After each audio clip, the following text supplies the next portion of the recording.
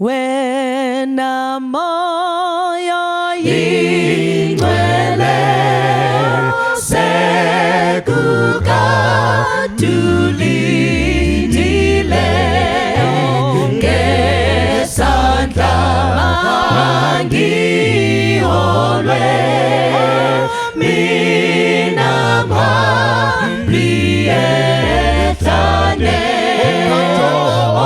okhathele abonge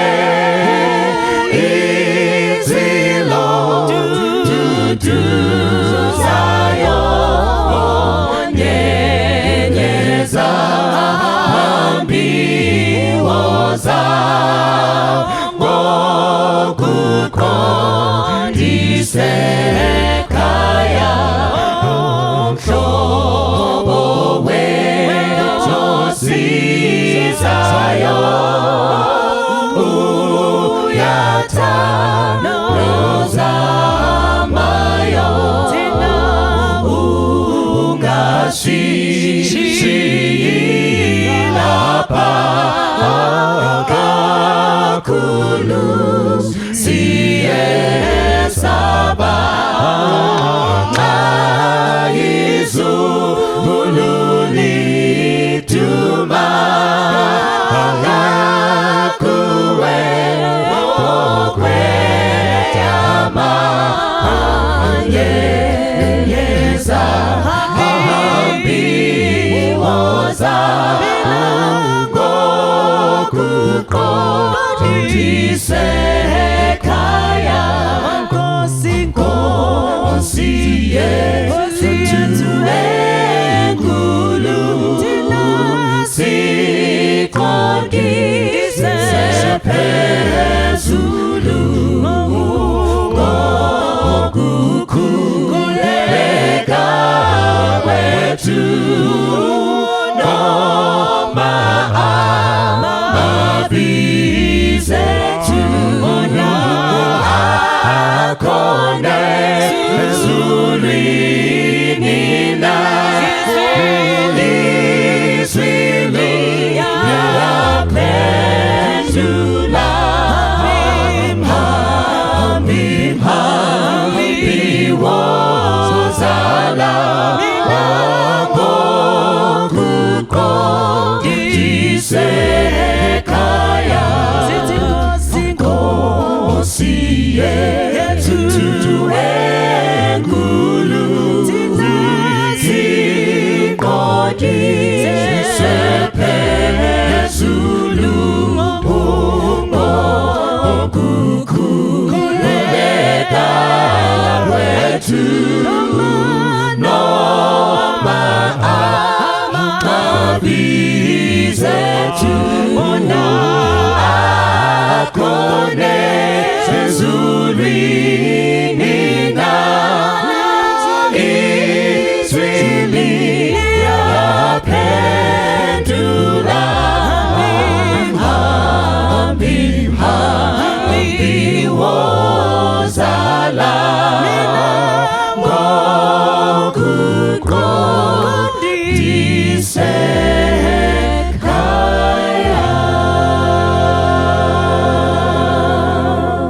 Makoronike wechipiri chitsauko 32 vhesi ya 1 kusvika pavhesi ya 8 ndo patichatora chidzo chedu chenguva ino.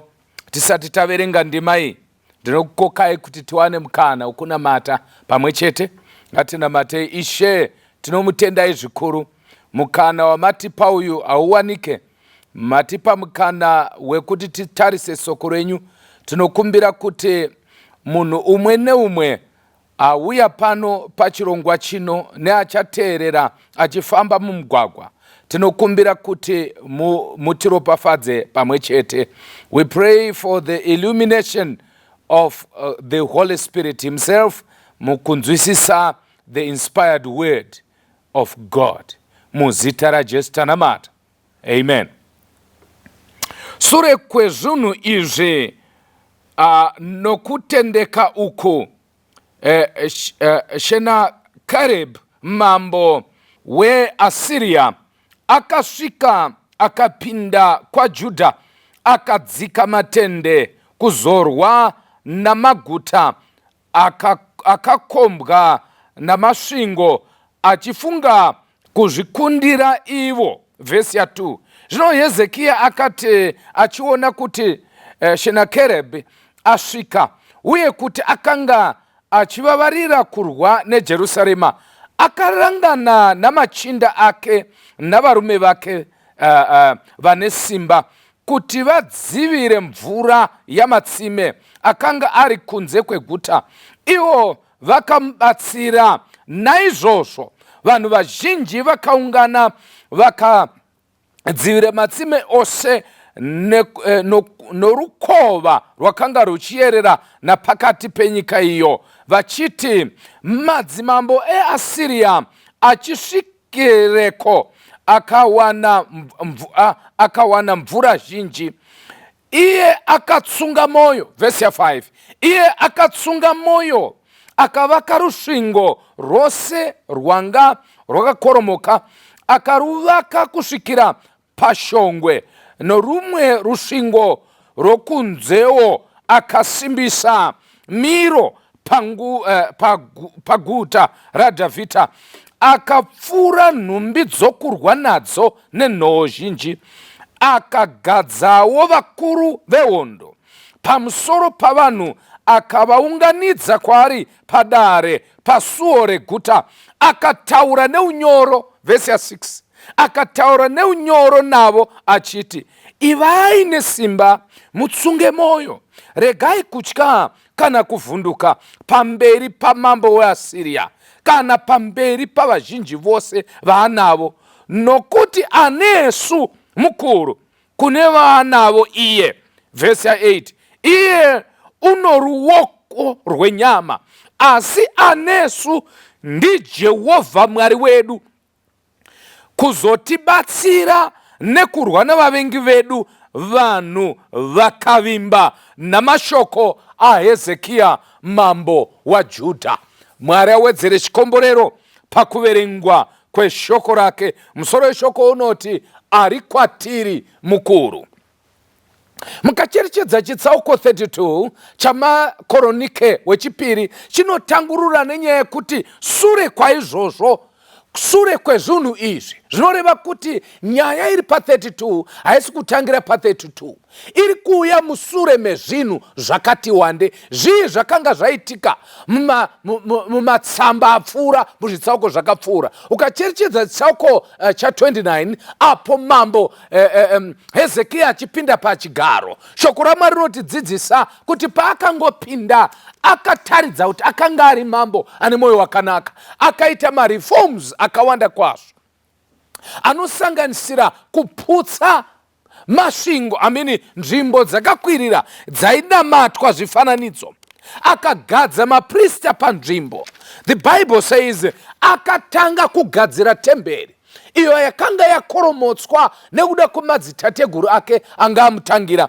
And then the Bible says mukati memwedzi wechipiri mugore rekutonga kwake rekutanga, akabva aita Paseka, akanyora dzitsamba achidaidza vanhu kuti vauye Jerusarema kuzoita Paseka musure memakore anodarika 20 nekuraudzira. Akadaidza Manase, akadaidza vese vakanga vakapoteredza. Of course vamwe vakaramba, vakamuseka vakati unopenga, nokuti zvekunamata vanhu vachiita zvezvipiriso zvanga zvabuda mavari.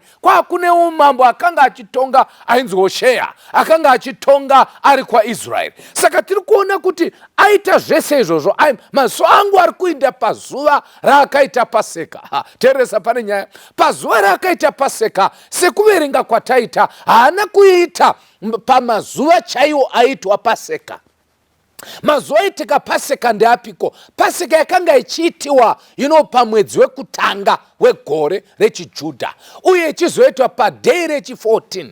But iye akaita pamwedzi wechipiri, but akaita padhei rechi14. In other words, ritobuda pachena kuti nyaya yePaseka mupfungwa yaHezekia ari kuti izvo hongu mwedzi yacho hausiwo, asi zviri kuita ndizvo. Ndiri kureva kuti pane pamwe vanhu pavanonetseka nezviri kuitwa kuti zviri kuitwa nguvai, endiyeti zviri kuitwa zvichiitwa nemweri wazvo. Vamwe vanobva vatobuda chechi vachiti hatisi kuda kupinda nemi nokuti muri kurasika gore mazuva ekuinda kukemeeting. Muri kuona here kuti tinogona kuinda kukemeeting panguva yatainda, asi toita zviri izvo. Chii chakaita kuti Hezekia arege kuita panguva iyi? Nenga rekuti panguva iyo pasina kumira mushe kuti vazviite. Saka tiri kuona kuti hazvisi zvese mukati mezvakanga zvichiitika panguva iyoyo zvaiitwa pazuva racho nenguva yacho chaiyo, asi zvaiitwa nemwero, asi zvaitwa pane imwe nguva. Reka tipapfuure ipapo. And then the Bible says vakaita kwevhiki rimwe chete, iye Hezekia pachake akapatisipeta mukuunza zvipiriso zvakashandiswa pazuva rakanga rakaitwa Pentecost. Zuva racho parakaitwa Paseka, zuva racho parakaitwa, iye pachake akabisa 700 mombe. 700 mombe dzakaurawa, 7,000 makwai. Unobva watongoona kuti munhu akanga nezvinhu zvake, akabisa akaendesa mukati mekereke kuti vanhu vaite mutambo mukuru. Ukaona panourawa 700 mombe, pourawa 7,000 makwai, pane mhomho pakawandwa. The Bible says vakapedza vhiki vachiita rusando ugu semwero, but vakabvorangana vakataiwa kani hatingadzokeri, ngatipedze imwe vhiki. Saka tibva tatoona kuti Paseka yakutoitwa mavhiki mairi.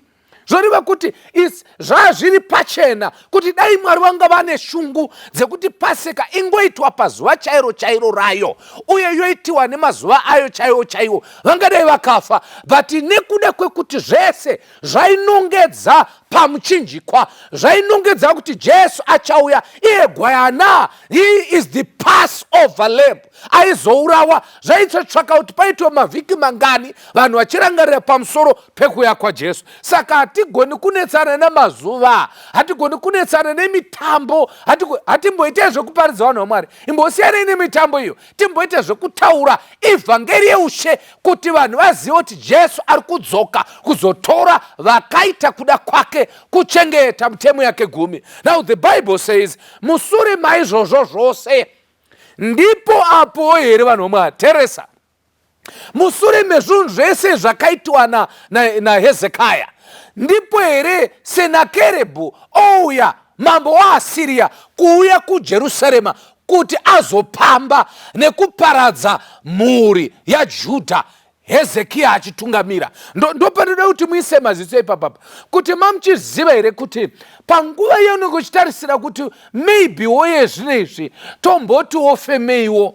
Ndikureva kuti panguva yamuri kuti muri kumboti fareiwo, mambofefetegwawo pamuri kuti wakomana vhiki inoti kudanana nababa, ipapo Sanikerebhu anouya. Pame mchiti wakomana izvinezvi, mari yazoitika manje, ndo pana Sanikerebhu ipapo. Ipapo panochitwa komana zvinezvi, anytime anondikanda pakitchen, ndo pane Sanikerebhu ipapo. Ndiri kuda kuti maKristu muteerere shoko iri kuti usarivara nokuti wakaita zvinhu zvikuru nezuro, hazve kuti nhasi uchaita futi zvinhu zvikuru. Takafanirwa kungwarira Sanikerebhu atiri kutaura haasisi urengo yaHezekia, ndiye dhiabhorosi pachake. Haadi kuti vanhu vambofarawo, haadi vanhu vanombonakigwa, vanhu vanombotandara nemhuri dzavo, vanhu vanoti at least tamboitawo kapati kekufarira mwana nekufarira muchato. Ndo paanouya ipapo. Hatitarisiri kuti pakadai vanhu vambochema mhani, but ipapo pamufaro, pamuchato, ndo panofa munhu. Teresa, vanhu vanofa vachibva kunotorana mapikicha pamuchato, vanhu vakamirira kupemberera. Sanikerebhu haamboti sikuzi, inzwa munhu waMwari, Satani haendi kurivhi, haambotori ma-off days ekumboti ndimboti feme. He is paduty 24/7. Saka kana uchirarama imboti fare tindike, uchiziva kuti dhiabhorosi haana kufa. Tiri kunamata mumazuva akaoma apo pane hondo huru nadhiabhorosi. Satani haadi panguva yazvinenge zvaakufamba. Ndoda kutokutaurira, hamanogona kutofunga kuti nokuti bhizinesi riri kufaya. Richard, inzwai, ipapo pariri kukwirira, hapana mukwidza unoramba uchienda. Ukanyanya kuita mukwidza mukuru, matero acho akanyanyisa. ndoda kukutaurira kuti hausi kure nekumisa zupuko, hausi kure. Hazvinei kuti wakapaka mota dzakawanda sei, uchamira pabastop vakomana vachidaidzira kuti one ari serious. As long as tichiri pano panyika, the devil is not happy about zvinhu zvatiri kuwana mukati meupenyu. So my brothers, my sisters, usakotsire ba, tiri muhondo naSatani. You must be somebody akamira nokuti Sanikerebhu haana kuzorora. Ndiri kutaura ipapo pari kuti makorokoto makabate chimwana chekutanga mumba menyu, chiregai kurasa Mwari. Ipapo ndo paachauya ipapapa. Ndafarira zvakaitwa naHezekiya. The Bible says Hezekiya angonzwa muviko wokuti Sennacherib ari kuuya. Haana kumuona, but akangonzwa kuti ari kuuya. What does he do? The first thing he does, he calls a meeting. Akadaidzawo muvarume ndokutaura navo, makurukota ake kwakutaura navo. Akati, vanhu vaMwari, taakuvingwa. Saka tichiita zvirongwa zvinoka, tode kuti wewe neni tizive chinhu ichi. Taakuvingwa vatete, ndikurevei mimi bhudhi mauya pachirongwa. Taakuvingwa, Sanikerebhu akuuya. Hausi kunzwa here hondo yake kuti iri kuuya. You must be alert. The Bible says, shinurai murinde, muvengi wenyu dhiabhorosi unoomba seshumba ichitsvaka waingaparadza. Saka apo tiri mukati meupenyu hwatiri kurarama, whether uri pachechi, whether uri mukwaya, whether uri pachurch board, uri papi, the devil is not happy nezviri kuitika mukati meupenyu hwako. Now, imwe kanzi yandingangopa iri mukati meshoko raMwari ndeyekuti kana uchinge wasangana nezvinonetsa, ukanzwa muviko wezvinhu zvakaoma zvoda kuitika, hakuna kufa unyerere, tsvaga umwe wokutaurira. Tsvaga vamwe varume vekutaura navo, tsvaga vamwe madzimai ekutaura navo, tsvaga shamwari yekutaura nayo. In other words, hakuna kungofira musaga, unofanirwa kutaura. Ezvino tiri kugwa nenyaya dze-mental health. Vanhu vakawanda vari kuzviuraya. Vanhu vakawanda vari kuzungirira, vamwe vachima mishonga, vamwe vachijamba kubva pastory building yakareba. Why? Because vawana chinhu chinonetsa. Saka ndoda kuti panguva ino munhu waMwari wakateerera chirongwa chino ichi, kana pane chinhu chiri kukunetsa, haikona kungogara uri wega, haikona kungonyarara, tsvaga wokutaurira. But chandirwadza pane murume uyu Hezekiya of all people, unongotsvaga varume chete, unotsvaka makurukota. Ko murume wokudenga, ndiri kufunga kuti ndo pakatangira mhosho yake. Kana uchinge wanzwa muviko wezvakaipa zviri kukuvinga, which man do you call? Do you call all men except one man? Sekuriona kwatikuta panapa, muchaona kuti Hezekiya angadai akadaidza murume wevarume anova yeJehovha, but all the same the Bible says akatanga kuvaka masvingo, jurawo rekuchengetedza nzvimbo, akatanga kugadzira uta nemiseve namapfumo nemapakatwa, kuna kuti zvombo ndo zvakatanga kugadzira. Akabva aronga imwe strategy iri very critical. Akati ava vanhu ava, Teresa ndo pada ipapapa, vana Sanikerebhu netimu yake vaSiria vane manyawi nokuti vari kumwa mvura ikubva muno muJerusarema. Ngati blokei mvura yese isabude muno. Teresa munhu waMwari, haikuna kusupply dhiabhorosi nemvura, unofanira kubloka mvura irege kuinda kuna Satani. Don't give the devils maresources ako. Kana uchida kuti Mwari akuchengetedze, hakuna kumwisa Sanikerebhu mvura. Vanhu vakawanda vanoda protection ya Mwari, but vari kumwisa Sanikerebhu madhiriki. Ndiye ari kumwa 100%, Mwari asina chaanowana. Saka panapa Hezekiya anoti kuvarume, ngativharei mvura yese, blokai mvura yese irege kubuda pashe. Toda kuti Sanikerebhu netimu yake kana vachinge vauya vafe nyota. Munoziveri kuti strategy yaishandiswa mazuva aya inonzi kukomba inorevei. Vaiti izvo kana vakasvika paguta, guta rakanga rakaisiwa jurawo, are we together? And then ivo semauto vanobva vakomba guta rese vari kunze, kwete kupinda mukati. Vokomba kusvika even nepagedhe kuti hapana munhu ari mukati anobuda pashe. Teresa, uye hakuna avharigwa pashe anopinda mukati. Zvoreva kuti vari mukati vachadya zviri mukati zvopera. Teresa, ndo pane nyaya papapa. Kana zvichinge zvapera vaakufa nezhara, vanozosarenda kune akakomba. hapana museve wavaikanda, vaingomirira kana zhara yabata, kana vanhu vasisina chekudya, kana vanhu vasina chekumwa, kana vanhu vasina mukana wokugara zvakanaka, vapedza zvese zvirimo, then the devil will attack. Saka ndoda kutaura munhu waMwari, pane paunotoona kuti panapa musha wangu wakakombwa. Kutaura chokwadi, Satani hapana chati aita chinooneka, but akangokomba zvinhu zvangu so. Nongono zvinhu zvangu hazvibudi, zvinhu zvangu hazvipindi, zvinhu zvangu hazvibudiriri, zvinhu zvangu hazvibhuroki, zvinhu zvako zvongoita songe zvakangodaro. Kuti uti nemurume makarambana, kuti mungati makadivhosa, you can't say so. But kuti mungati murume nemukadzi, you can't, ndokukombwa ikoko. Kuti ungati uri kuenda kuchikoro, kana kuti wakapedza, ndokukombwa ikoko. Kuti uri kubasa, kana kuti uri rofa, kukombwa. Kana taura pamusoro pekukombwa, the devil will make sure that uchakuvara uri mukati kusvika wasarenda. But I want to show you something. Kana iwe wakombwa na Satani, munyime mvura yekumwa. Inzwai vasikana ndimunotinetsa mani. Kana wakombwa na Satani, bvisa madhirezi ake netuhembe twake tupfupi, ndokunyima mvura. Hakuna kuchengeta zvaSatani, munyime mvura yekumwa. Ukampa zvake, Satani anoramba akakukomba. Tichaenda matiraka iyoyo yekuti vanhu vakakombwa vangano vari pakati pedu. There are many who can relate to what I'm talking about. Zvokuti notoona kuti idi panapa ndokunonzi kukombwa, utano hwakakombwa, musoro vani usinganzwi mapirisi, kunyange chigwere vani chisingabatwi neX-ray. Chii chiri kuitika chekuti mangwana panoitika chakati, swere mangwana chakati, ende chakati chiitika, ndokukombwa ikoko. Hatidi kukunyepera. Isu hatisi maKristu echirungu, tiri maKristu echivanhu. Tiri kubva munyika, tiri kubva mudzimba dzine vanhu vane utsinye, vanobata-bata, zvokuti vanoshandiswa naDhiabhorosi. Sanikerebhu anga akagariwa nemweisvina. The Bible says, uyu murume uyu Hezekia aita izvozvo. Akabva aita chimwe chinhu chandada panapa. Kunonzi Hezekia akaadhiresa vanhu, akaisa vanhu paparedi, ndokubva avataurira mashoko akanaka. Teresa kuti akati kudini? Verse 7 na verse 8. Ivai nesimba, mutsunge moyo. Hallelujah.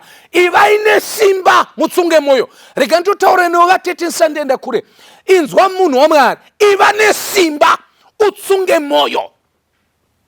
Kunamata ndekuvanhu vakatsunga moyo. Kunamata hakusi kwembwende, vanhu vanongongwenda nekutya. Kunamata ndekuvanhu vakashinga, vanoti kana chauya chinoona inini, kana ndichifa ndinofira pana Mwari.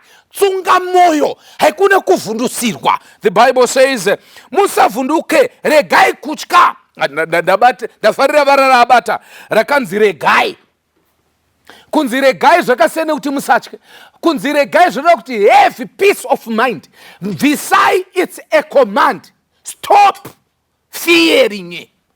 Mira kuvatya. Ndo mashoko akataurwa even na Jesu pana John chapter 14. He says, let not your hearts be troubled. So panapa iri kunzi regai kutya, iri kuti regedzai kuramba makabata pfungwa yekutya. Saka the devil, what he does, anohlikidzira, ndo chinhu chaanoita ichocho, anovhundusira. Kana avhundusira, ochiita zvinhu zvake manje, avhundusira vanhu. Kanzi regai kutya, and then kana kuvhunduka pamberi pamambo weAsiria, kana pamberi pavazhinji vose vaanavo. Nokuti, inzwai reason, nokuti anesu mukuru kune waanaye. Hey, anesu mukuru kune uyo ana Sanikerebhu. Ndo mashoko atineuka panapa kuti ari kwatiri mukuru kune uyo ari kwavari. Mashoko ari kutogwa kuna Elisha. Elisha akanzi naGehazi musuya. Elisha akanzi naGehazi, bambo wangu tapera. Kanzi mapera ne kanzi panze, takakombwa nemasoja asingaite. Elisha anoti kuna Jehovha, nai Mwari, zvinudzaiwo mufana wemeso. Ipo paite tapera achitarisa panze, aishandisa chi? Aishandisa maziso. But Elisha anoti mufana weibofu. unozwa kana uri bofu uchiona ndounonzi upofu hwakanyanya kuipa, because mapofu asingaoni hapana vanhu anovhunduka kuti tarisei bofu ndavhunduka. Asi munhu ari kuona akanzi ibofu otozva kuti upofu hwake hwakanyanya kushata pane hwebofu, because kana anoona ari bofu kuzoti asingaoni anenge akadini. The Bible says Elisha akati svinudzai mufana, ndokubva asvinudzwa, ndokubva aona. Vakomana, handii kuona vanhu vakakombwa kudai, vakakombwa kudaika ndozvikuhliwa naGehazi, but paakasvinudzwa akaona kuti vakakomba vana Elisha havana kukomba vana Elisha, teresa ndo pane nyaya, asi vakakomba vana Elisha. In other words, mu inner circle mamune mauto aJehovha pane machariots. Imi ukaona machariots ari kuchengeta vakomana 2 mabhachura 2, but panotumigwa machariots kuzochengeta, zvoreva kuti vakomana ivo vakatakura, havasi vakomana vadikiba. Inzwa vanhu vaMwari, kana makatitarisa hatichengeteki nemasoja enyika ino, hatichengeteki nemaprisa enyika ino, hazvidi futi kuchengeta munhu waMwari, takachengetwa nemachariots. Pane hondo dzakachengeta vanhu vaMwari. Mutumwa waJehovha anokomberedza vanomutya nekuvarwira. Saka Elisha anoti kuna Gehazi, waona here kanzi maiwe, chandaona ndechekuti ava vari vandanchiti vakatikomba havana kutikomba, vakakomba Mwari. Asi akatotikomba chaiye ndeava, kureva kuti pane kukombiwa kuviri. Teresanda padapa, pane vakakomba vachida kuataka iwe, poite vakakomba vachida kuataka vakakukomba. Saka takakombwa nedenga, ndiani achatikomba? Ndo zvakataugwani ndiani ndiPauro anoti, ko kana Jehovha ari kurutivi rwedu ndiani uchatirwisa akahwina? So ndo mashoko ari kutaugwa naHezekiya kanzi ari kwatiri mukuru kune ari kwavari. What is he saying? Ari kureva kuti isusu, inzwa munhu waMwari, tinogona kuve tiri vanhu vadoko, but watinaye mukuru kune uyo ari kukomanda. Ndo pane nyapa, our commander is more experienced than their commander. Komanda wedu mukuru kudarika komanda wavo. Saka hakuna komanda angakure kudarika umwe komanda asina zvombo zvikuru kudarika zvakomanda waakakunda. Saka panapa Hezekiya ari kungoti kuno kwatiri kune zvombo zvakakurisa kudarika zvombo zvavanazvo. In other words, he is comparing the power ine ari kwavari nepower ine kuda kuti Sankereba anga asiri ega. Ndopanda kuti muone papa, Sankereba haasi ega, pane anaye.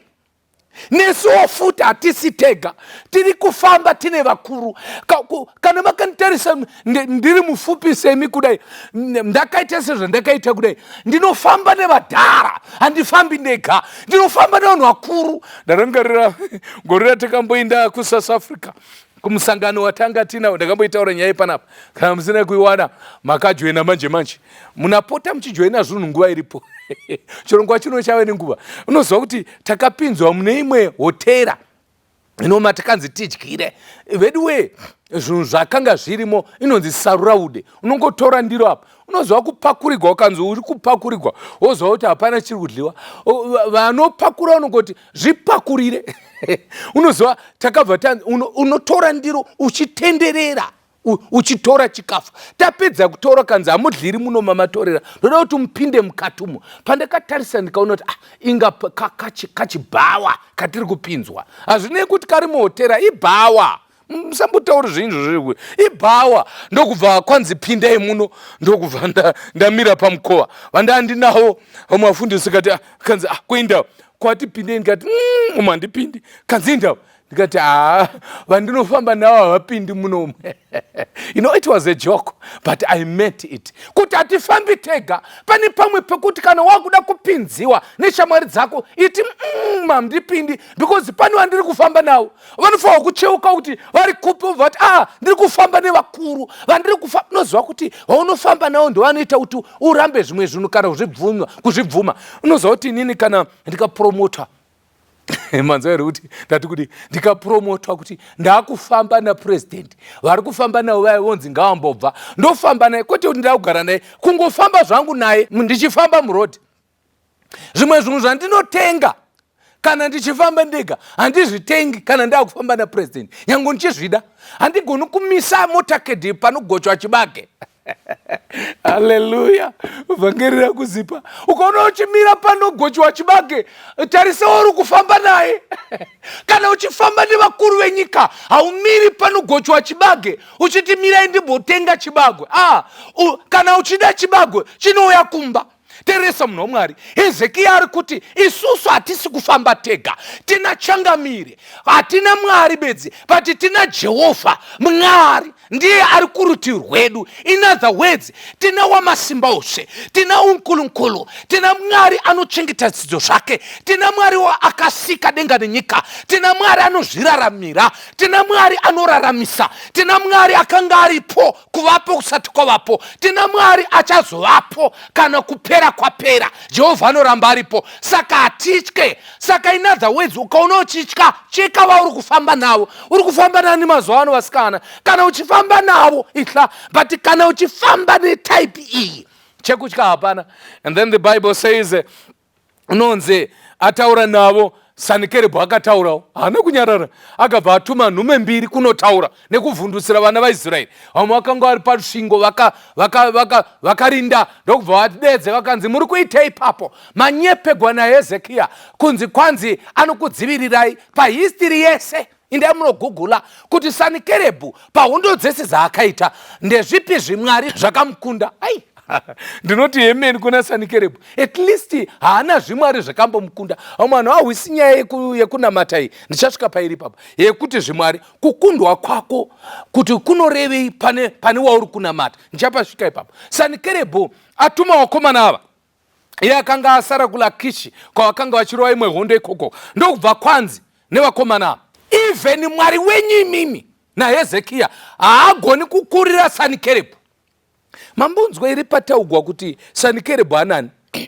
Kwanzi ana Sanikerebhu muduku kune ana Hezekia. But ava kutotaura manje kuti Mwari wenyu imimi haakundi Mwari wedu. Saka hondo yepapapa yakabva yabva from humanity to divinity. In other words, it was transferred. Rikantaureni ipapapa. Chinonetsa ndechekuti iwe unoda kugwa nemweya uri panyama, ndo problem yako. Inge Pauro anotaura hatigwi nenyama neropa, asi togwa nemweya yesvina. Ani mazvibata? Saka hondo dzatinadzo hadzisi dzenduku, hadzisi dzemiseve, hadzisi dzepfuti, hadzisi dzekushotesana paFacebook. Ukangoona makutukana paFacebook, motongoziva kuti muri panyama. Ihondo dzenyama, dzemweya manje. Unobuda muground, inzwa vatete, suduruka, ibva muground. Hondo iyi haisisiri human, yave divine. Why? Because God has been challenged by Sankereb. Munoziva here kuti paIgipita chii chakaitika paIgipita? My-Egyptians aiwisa chinhu, because the Pharaoh was both a political leader and a spiritual leader. Not just a leader, as akanga itori Mwari wacho. Saka moment yaikundwa vana vaIsraeri neIgipita, zvaireva kukundwa kwaMwari wavo naMwari weIgipita. Saka paunorigigwa pasi nemwidzo uchikundwa iwe, hausi wakundwa, ndo problem yaunayo, hauisi zvazvinoreva. Paunoita upombwe paya uchitogwa nekamusikana, hausi wakundwa.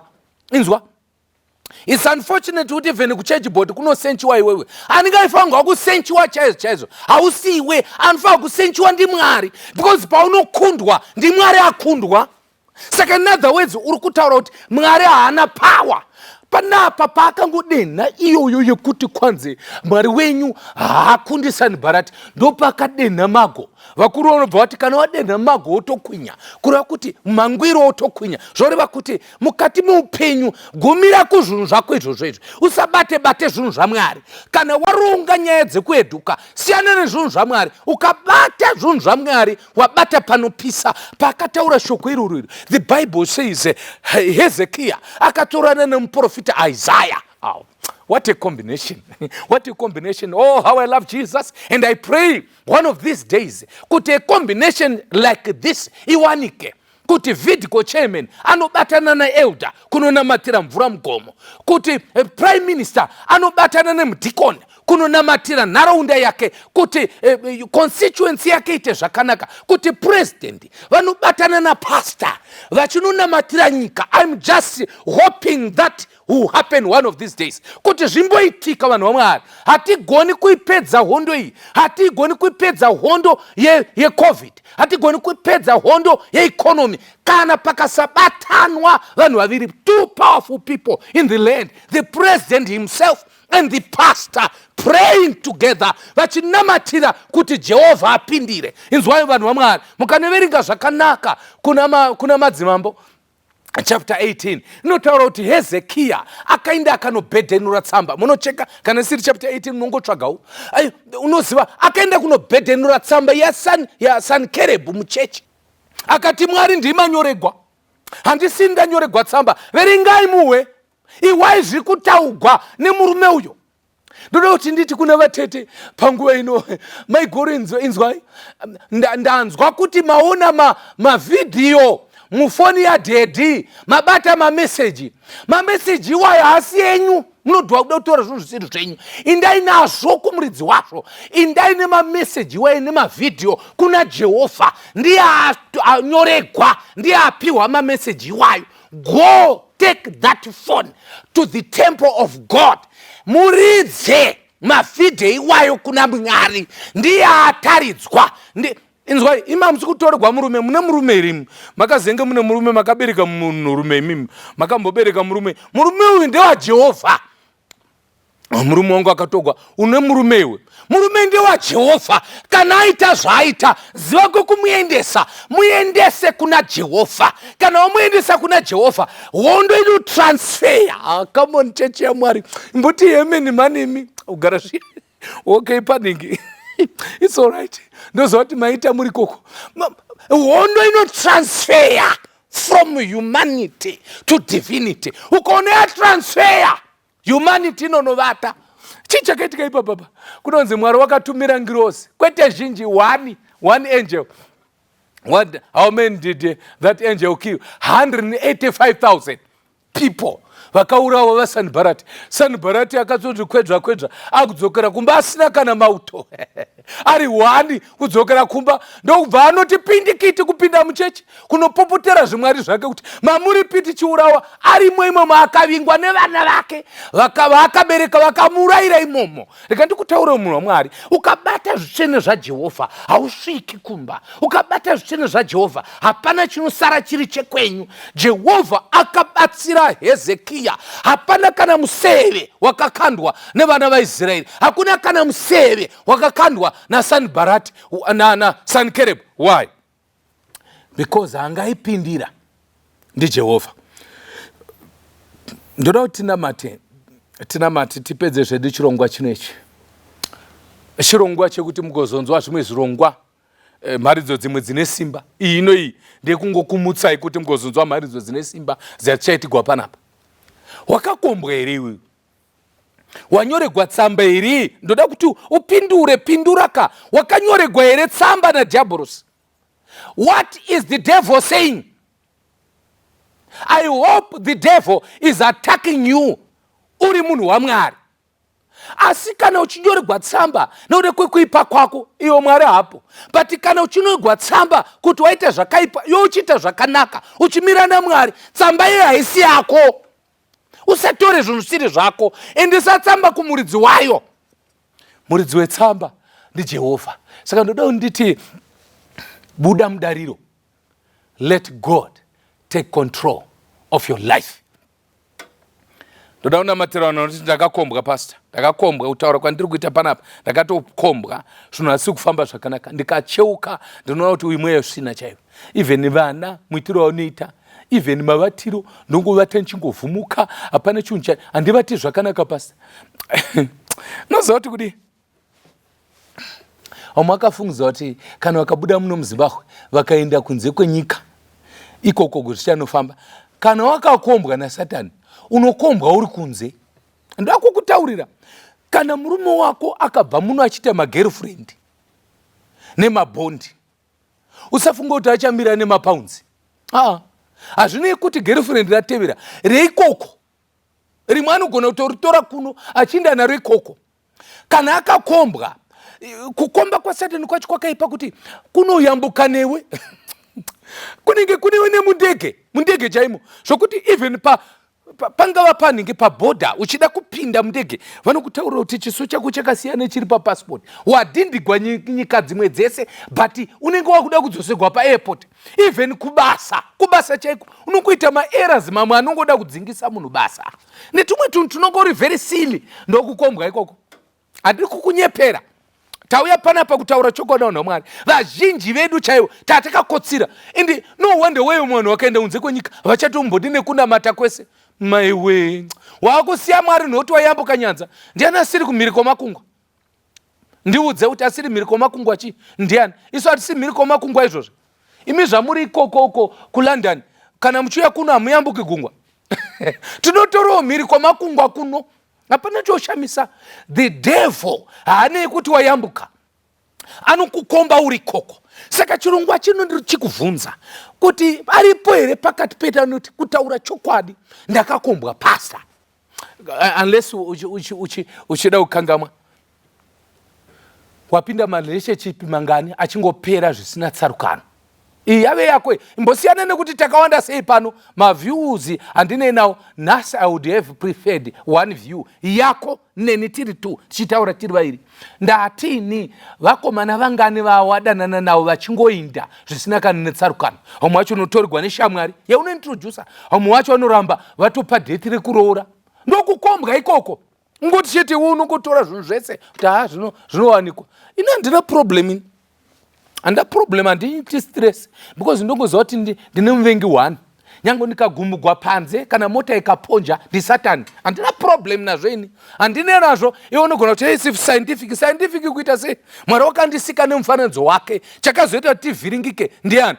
Adamu naEvha vanga vari mushe vagere zvakanaka. Ndiye Satani kungoti auya palevel duku chete, saka anongoita tumwe tunhu. So whether uri kuti ai decision yacho ndaita nekuda kwani, nokuti isusu pfungwa dzedu dzinogadhwa nemweya mutsvene. Why is it that I'm thinking about this thing? Hey, aiwa, it's a natural, it's scientific.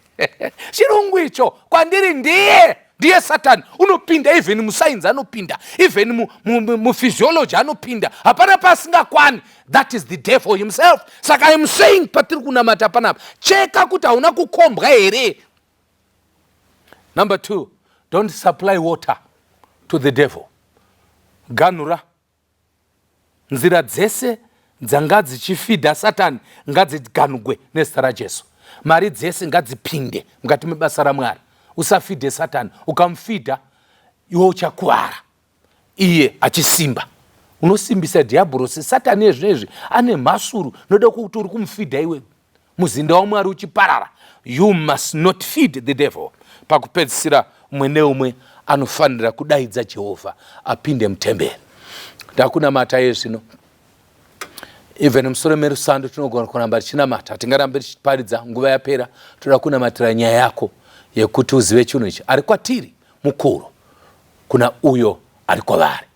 He who is for us is bigger, he is stronger, is mightier than he that is in the world. Ishe tomutendai, tinokutendai nekuda kwechidzidzo chikuru chaHezekiya. Shoko raMwari riri pachena, akakurira nokuti akaisa nyaya kumuridzi wayo. Takukupai nyaya dzedu, hounoi munhu wenyu ari kukupai nyaya yake. Tine urombo baba, takatora nyaya dzenyu tichidziita dzedu, dzimwe dzacho tikadzitora kwamuri chaiko, tikamhanya nadzo kun'anga, kutoenda kuna Satani kunobvunza kuti ndiani ari kundinetsa, uchinobvunza ngero dzake. Please Father, forgive us. From today onwards, takusiya nyaya dzedu mamuri. Dhilai nadzo, dhilai nemurume uyu, dhilai nemadrugs, dhilai neurofa, dhilai nenyaya yekusarogwa, dhilai nenyaya yembereko, dhilai nenyaya yekugwa kuri kuitika mumusha umu, dhilai nenyaya yekueduka kwevana, dhilai nenyaya yekunetsana kuita mudzimai nemurume, dhilai nenyaya yekubhuroka kubasa, dhilai nenyaya iyoyi yekuti business harisi kufamba, dhilai nenyaya udofo iri mukati mevana, nokuti hondo yave yenyu haisi hondo yedu. Musara Baba neremwanakomana neremweya mutsvene. Amen. God bless you. tinosangana pane chimwe chirongwa munyasha dzaJehovha.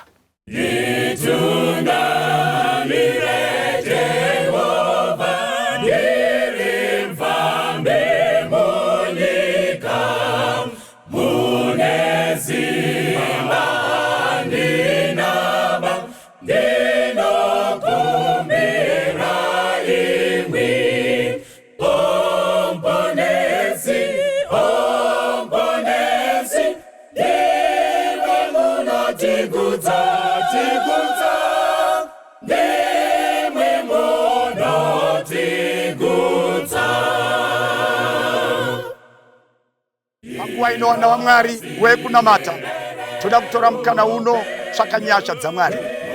Zoda kutsvaka nyasha dzaMwari, usafambe uri wega. Deuteronomy chapter 32 verse 9 inoti iyo, nokuti mugove waJehovha ndio vanhu vake, Jakobho ndiyo nhaka yake yaakaerwa nayo. Verse 10, wakamuwana munyika yesango, murenje risine chinhu rinotyisa, akamukomberedza nokumutaririra nokumuchengeta semboni yeziso, segondo rinomutsa vana varo, richengerera pamusoro pavana varo, richitambanudza mapapiro aro, richivagamuchira, richivabereka pamapapiro aro. Saizvozvo Jehovha iye oga anomutungamirira, kusina mwari wokumwe kwaari. Anomutasvisa panzvimbo dzakakwirira dzenyika, paunodyiswa michero yeminda, paunosutidzwa uchi unobva padombo napadombo romusarasara, pauchanwa mukaka wakafa wemhou nomukaka wemhongora nomukaka wembudzi. Kana ukateerera chero mukati memukuimba, muimba anoti nditungamirire o Jehovha, nditungamirire Jehovha, ndiri mufambi munyika, o mune simba ina handinaba, ndinokumbira imwi o muponesi, o muponesi. Ndimwi munotigutsa, ndimi munotipa zvokunwa, ndimi munotifukidza neanodziya, ndimi munotigutsa. Iro tsime reupenyu rizarurirwe ini, munditungamirirei mumakoma aFebruary nemapana aMachi, mumigero yaApril, imomo murima raJuni, muchando chaJuly. Munditungamirirei negore renyu dzvene, o muponesi, imi muponesi. Chiwai simba rangu, chiwai simba rangu, kuti ndasvika Jordani bvisai kutya kwangu, muzondiperekedza nekundiperekedza mundisvitse kunyika yeKenani. O muponesi, ndinozomukudzai nokumudai mazuva ese kurarama kwangu. Iyi ndo chishuwo, ndo munamato watinawo, ndo munamato wevana venyu, ndo munamato wakoneni kuna Mwari wedu. Mwari anopika nezita rake, Mwari anovimbisa neupenyu hwake, kuti chaanenge areva haaregi kuchiita, nokuti hazi munhu. Ivimba naye, tenda kwaari, rega akutungamirire, afambe mberi kwako munzira dzenyika, mumasango anotyisa nanovhundutsa, mune zvikara zvinoruma. Imomo munoda Jesu Kristu amutungamirire. Ngatidzore uso hwedu tinamate. Baba wedu ari kudenga, Baba waishe na muponesi wedu Jesu, tomongai tomutendai panguva ino, mukati menguva dzino